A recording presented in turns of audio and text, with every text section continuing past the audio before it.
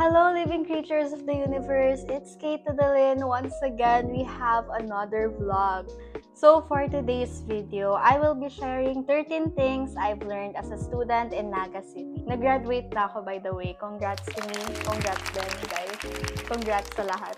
I feel like ang daming bagay na hindi mo matututunan until you've experienced it yourself. So here are the things that I've experienced while studying in Naga City.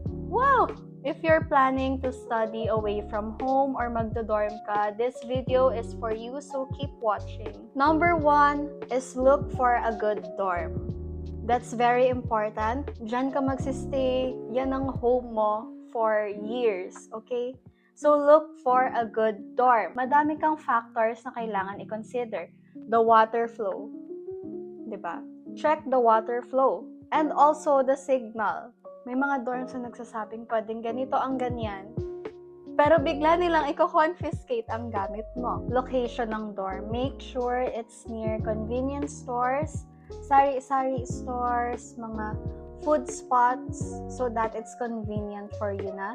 Safe dapat yung area, well-lit, nearby printing shop. Siyempre, as a student, pang madalian na deadline na kailangan palang i-print, go for the second floor. Or like at least yun ang i-priority mo. Sa Naga, madaling bahain. Ako, nakatira ako ng sa ground floor. And nagbaha talaga siya, girl. Like, inabot yung bed. Ganon katindi ang baha sa Naga. I mean, depende naman sa area mo if bahain ba doon or not. So yes, look for a good dorm. Number 2, communicate with your roommates. Syempre, you're all living together. Communication is the key. Talk about schedules, what time uuwi, what time aalis, sinong mauuna sa CR. Talk about the noise. Nagsa-study ka, pero maingay yung roommate mo. Edi talk about it, guys. And also sa chores. Very important, syempre. Sa cleanliness ng dorm, sa hygiene, sino magtatapon ng trash, pag-usapan nyo yan. And also, if may rotation kayo, then talk about it. Number 3, know how to commute and know the area well. Avoid unsafe shortcuts, especially at night. Know where ka sasakay, magkano pamasahe, and kung saan ka bababa. Story time. First months ko sa Naga, UNC, and then ang dorm ko is sa Ateneo Alpha. So medyo malayo. Nagpapara akong tricycle sa tapat ng UNC. And then, ang sinasabi ko sa kanya is, sa Ateneo po. Syempre, ayaw nila sa Ateneo kasi nga, doon pa yun, doon sila. So, alam mo kung anong sinasabi ko? Sinasabi ko, sige po, i-double ko na lang yung bayad. So, yeah, I used to pay double para lang makauwi sa Ateneo.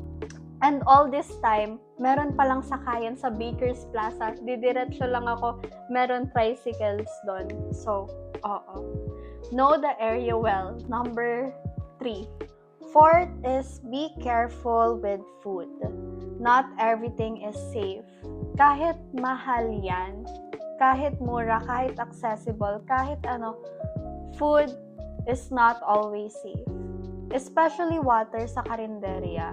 Not that nagka-issue ko sa mga karinderya sa Ateneo Ave, pero always be careful with water.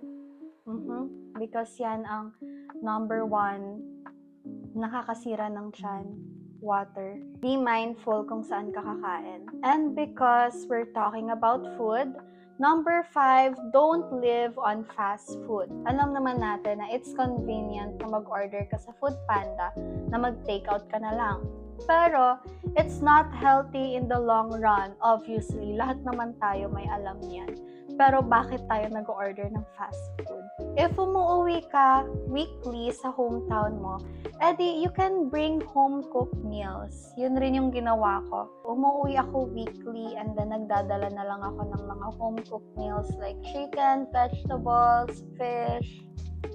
Number 6, manage your schedule. As an ICT student, content creator, organizer of Hope Beyond Borders, and other responsibilities, madaming deadlines ang kailangan habulin. Use Google Calendar Notion, or other tools that's convenient for you so that you can manage your time. So, meron kasi kami sa dorm na long table. Doon sa space ko, madami akong nakalagay, naka-tape sa wall ko. Nandun mga to-do list and also mga Bible verse.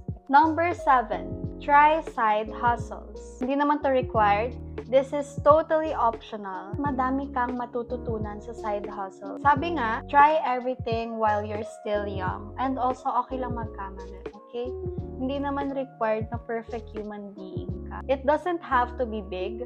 Kahit small online work or selling lang within the school, pwede yan. You'll earn and also you're gaining experience. During my time sa Naga, I sell perfumes, resin keychains, and pet tags. And nakakaabot ako sa STEM, ABM, wherever. And kahit nung nag-work immersion na ako sa Kasureko, nagdadala pa rin ako ng perfumes and yung mga keychains para ibenta doon. Pero of course, mag-ask ka muna, okay? Anyway, i-plug ko na rin. Check Kaizen. Yeah, I'm selling perfumes, resin keychains, letters, pet tags, and all that. So, check nyo na lang yan. And may percentage na mapupunta siya sa Hope Beyond Borders charity drive every Christmas. Number 8, always have emergency essentials. Medicine, extra cash, power bank, flashlight, mini fan, whistle.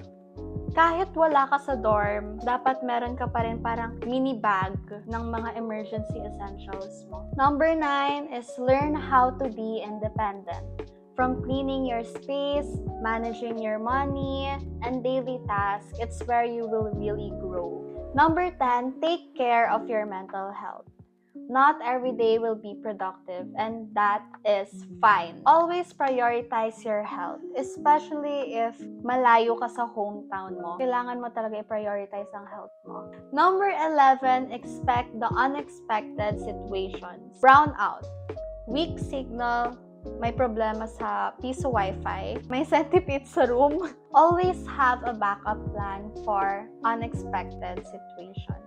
Number 12, build good habits early. While adjusting, build good habits early. Like studying regularly, keeping your space clean, and washing the dishes right after you use them. To build a good habit, kailangan mong consistency. And lastly is enjoy the experience. Even though you're struggling, enjoy mo lang yan. Being a student away from home, it's not just about the struggles. It's about learning who you really are. It's about making memories and growing as a person. Just enjoy the experience, guys. Pero also be safe. So, ayun, those are the things that I've learned as a student in Naga City. If you find this helpful, don't forget to like, share, subscribe, and comment your own tips. Okay, that's it, guys. Thank you so much for watching. Sana naman, may natutunan kayo sa video na to. Nakakonect pa ba yung mic ko? Ba't hindi siya umiilaw? That's it, everyone. Bye, y'all. Congrats! Good luck on your journey and be positive.